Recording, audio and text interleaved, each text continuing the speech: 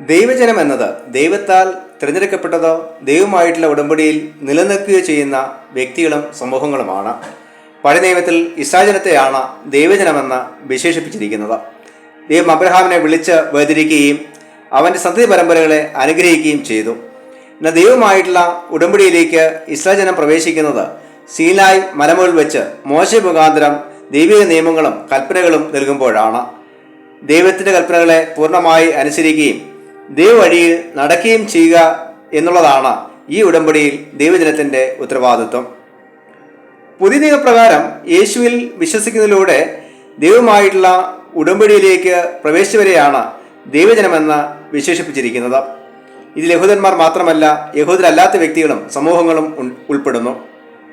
പുതിയ നിയമത്തിൽ ക്രിസ്തീയ സഭയെ ദൈവജനമെന്ന് വിളിക്കാറുണ്ട്. ക്രിസ്തുവിൻ്റെ ആട്ടുകൂട്ടം എന്നത് ക്രിസ്തീയ സഭയെ കുറിക്കുന്നു. ക്രിസ്തുവാകുന്ന ഇടയനും ദൈവജനമാകുന്ന ആടുകളും തമ്മിലുള്ള ബന്ധമാണ് ഇവിടെ പരാമർശിക്കപ്പെടുന്നത്. ദൈവജനം നയിക്കപ്പെടേണ്ടത് ക്രിസ്തുവിനാലാണ്. ക്രിസ്തുവിൻ്റെ ആട്ടിൻകൂട്ടത്തിലെ അംഗങ്ങളാണ് നാം എന്ന ബോധ്യം നമുക്ക് ഓരോരുത്തർക്കും ഉണ്ടാകേണ്ടതാണ്. അതുകൊണ്ട് തന്നെ ക്രിസ്തുവിനുള്ള ആശ്രയവും അനുസരണവും വിശ്വാസവും തമ്മിലുള്ള ഐക്യവും വളരെ പ്രധാനമാണ്. ക്രിസ്തുവിൻ്റെ ആട്ടിൻകൂട്ടമായ ദൈവജനത്തിൻ്റെ ഉത്തരവാദിത്തങ്ങളെയും കടമകളെയും കുറിച്ച് നൽകപ്പെട്ട വേദഭാഗങ്ങളിലൂടെ നമുക്ക് ചിന്തിക്കാം. ഒന്നാമത്തെ ചിന്ത, ദൈവ നിയന്ത്രണത്തിൽ അധിഷ്ഠിതമായ ജീവിതം നയിക്കുക.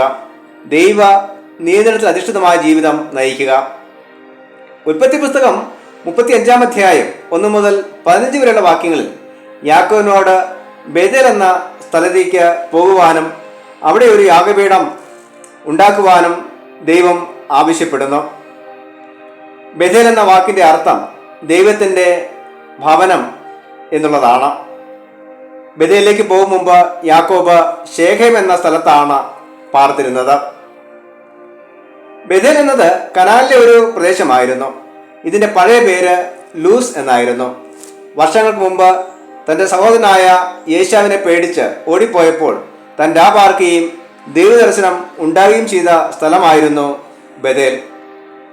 തൻ്റെ യാത്രയ്ക്ക് മുമ്പായി തൻ്റെ കുടുംബാംഗങ്ങളോടും കൂടെ ഉള്ളവരുമെല്ലാം അവരുടെ ഇടയിലുള്ള അന്യദേവന്മാരെ നീക്കിക്കളഞ്ഞ് ശുദ്ധീകരണം പ്രാപിക്കുവാൻ യാക്കോബ് ആവശ്യപ്പെടുന്നു. അന്യദേവന്മാർ എന്നത് വിഗ്രഹങ്ങളായിരുന്നു. കൂടാതെ കാതിലെ കുണുക്കുകളും അവർ ഉപേക്ഷിക്കുന്നു. ഇതൊരുപക്ഷെ മന്ത്രത്തേടുകളോ മറ്റോ ആയിരുന്നിരിക്കാം. ഇവയെല്ലാം ശേഖരിച്ച് ഒരു കരിവേലക മരത്തിനടിയിൽ യാക്കോബ് കുഴിച്ചിട്ടു. ഇത് സൂചിപ്പിക്കുന്നത് സത്യദൈവത്തെ സേവിക്കുവാൻ ആഗ്രഹിക്കുന്നവർ മറ്റെല്ലാ വിധത്തിലുമുള്ള ആരാധനയിൽ നിന്നും വിഗ്രഹത്തിൽ നിന്നുമൊക്കെ മാറി നിൽക്കണം എന്നുള്ളതാണ്. ബേഥേലിൽ യാക്കോബ് ദൈവത്തിന് ഒരു യാഗപീഠം പണിയുകയും ദൈവത്തെ ആരാധിക്കുകയും ദൈവവുമായിട്ടുള്ള നിരന്തരമായ ബന്ധം നിലനിർത്തുകയും ചെയ്യുന്നു. ഇത് മുമ്പ് യാക്കോബ് നേർന്ന നേർച്ചയുടെ നിവൃത്തി കൂടി ആയിരുന്നു. ഇപ്രകാരം ദൈവവുമായിട്ടുള്ള നിരന്തരമായ ബന്ധത്തിൽ നിലനിൽക്കുവാൻ ദൈവജനത്തിന് കഴിയേണ്ടതാണ്. ബേഥേലിൽ വെച്ച ദൈവം യാക്കോബിന് പ്രത്യക്ഷനായി അവന് ഇസ്രായേൽ എന്ന പുതിയ പേര് നൽകുന്നു. കൂടാതെ അവനെ അനുഗ്രഹിക്കുകയും യാക്കോബിനും അവൻ്റെ സന്തതിക്കും ആ പ്രദേശം കൊടുക്കുകയും ചെയ്യുമെന്ന് വാഗ്ദത്തം ചെയ്യുന്നു. ഇപ്രകാരം ദൈവ നിയന്ത്രണത്തിൽ അധിഷ്ഠിതമായ ജീവിതമാണ് ദൈവജനത്തിന് ആവശ്യമായിരിക്കുന്നത്. രണ്ടാമത്തെ ചിന്ത, ക്രിസ്തുവിൻ്റെ സുവിശേഷം പ്രഘോഷിക്കുക. ക്രിസ്തുവിൻ്റെ സുവിശേഷം പ്രഘോഷിക്കുക. അപ്പോസ്തല പ്രവൃത്തികളുടെ പുസ്തകം 16-ാം അധ്യായം 11 മുതൽ 15 വരെയുള്ള വാക്യങ്ങളിൽ ഫിലിപ്പെ എന്ന മാസിഡോണിയൻ പട്ടണത്തിൽ തൻ്റെ മിഷനറി യാത്രയുടെ ഭാഗമായി അപ്പോസ്തലനായ പൗലോസ് എത്തിച്ചേരുന്നു. ഫിലിപ്പി എന്നത് റോമക്കാരുടെ ഒരു കോളനി ആയിരുന്നു. മാസിഡോണിയ ഗ്രീസിൻ്റെ വടക്ക് ഭാഗത്തുള്ള പ്രദേശമായിരുന്നു. ധാരാളം റോമ പൗരന്മാർ അവിടെ പാർത്തിരുന്നു. പൗലോസിൻ്റെ യൂറോപ്യ സമൂഹത്തിൻ്റെ ഇടയിലുള്ള ആദ്യത്തെ സുവിശേഷീകരണ ദൗത്യമായി ഇതിനെ കണക്കാക്കുന്നു. പൗലോസും കൂട്ടരും ഫിലിപ്പിയിൽ ചില നാളുകൾ പാർക്കുകയും ശബത്ത് ദിനത്തിൽ ദൈവത്തെ ആരാധിക്കുവാനുള്ള സ്ഥലം അന്വേഷിക്കുകയും ചെയ്യുന്നു. അവരൊരു പുഴവക്കത്ത് എത്തിച്ചേർന്ന് അവിടെ കൂടി വന്ന സ്ത്രീകളോട് ക്രിസ്തുവിൻ്റെ സുവിശേഷം പ്രഘോഷിക്കുന്നു. അവിടെ വെച്ചാണ് തൊയ്ത്തേര പട്ടണക്കാരത്തിയും രക്താംബരം വിൽക്കുന്നവളുമായ ലുദിയ എന്ന സ്ത്രീ ദൈവവചനം ശ്രദ്ധയോടെ ശ്രവിക്കുകയും തുടർന്ന് അവളും കുടുംബവും സ്നാനമേൽക്കുകയും ചെയ്യുന്നത്. തുയത്തേര എന്നത് ഇന്ന് തുർക്കി എന്നറിയപ്പെടുന്ന രാജ്യത്തിലെ ഒരു പ്രധാന പട്ടണവും വലിയൊരു വ്യാപാര കേന്ദ്രവുമായിരുന്നു. ലുദിയയുടെ മനസാന്തരം ഫിലിപ്പിയിലെ സുവിശേഷ പ്രവർത്തനത്തിന് കൂടുതൽ സഹായകരമായി തീർന്നു. മാസഡോണിയയിലേക്ക് പൗലോസ് പോകുന്നത് യാദൃശ്ചികമായല്ല, പൗലോസിന് ലഭിച്ച ദൈവിക ദർശനത്തിൻ്റെ ഫലമായിട്ടായിരുന്നു. ഇത് യൂറോപ്പിനിടയിൽ ദൈവവചനം ഘോഷിക്കപ്പെടുവാൻ കാരണമായി. ക്രൈസ്തവ സഭ ആരംഭിച്ചത് ഏഷ്യയിലാണ്.